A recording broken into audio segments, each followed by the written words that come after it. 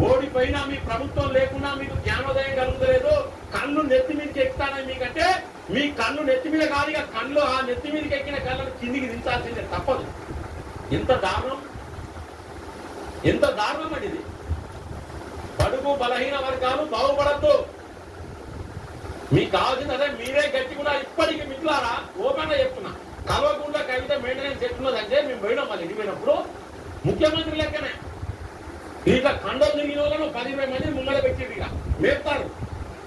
ఏంటిది దాడులు చేస్తూ కూడా నేను ముందే చెప్తున్నా, ఎవరు దాడులు చేసినా మా జోలికి వచ్చినా మా ప్రాణాలకు ముప్పు కలుగుతానంటే సెకండ్ ముందే మేము కూడా మీ సంగతి ఏంటనే చూస్తాం.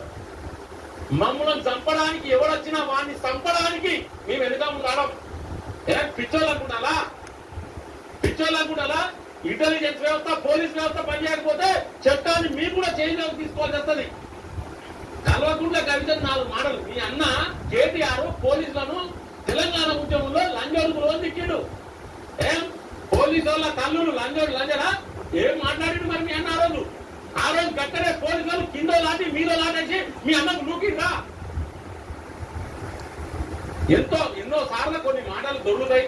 మాటలు మాట్లాడినప్పుడు పోలీస్ స్టేషన్లు ఉన్నాయి, కోర్టు ఉన్నాయి, రాజ్యాంగబద్ధంగా వ్యవహరించాలి. లేకపోతే నువ్వు కూడా మాట్లాడు, నువ్వు మీడియా వాళ్ళని పిలుచుకో, నువ్వు యూట్యూబ్ ఛానల్ వాళ్ళని పిలుచుకో, ప్రెస్ మీట్ పెట్టు, పేపర్లలో ప్రకటనలు చేయి, నువ్వు కూడా మాట్లాడు. ఈ దాడులు ఎక్కడి? మొన్న గిరీష్ దారమ్మని పైన దాడి, ఇవాళ తీర్మానం మల్లన్న మీద దాడి, రేపు ఇంకో యూట్యూబ్ ఛానల్ ఎన్నుకుంటారు వీళ్ళు. ఖచ్చితంగా యూట్యూబ్ ఛానల్ మీద కుట్ర జరుగుతుంది. 100% ఈ యూట్యూబ్ ఛానల్ ఉండొద్దు.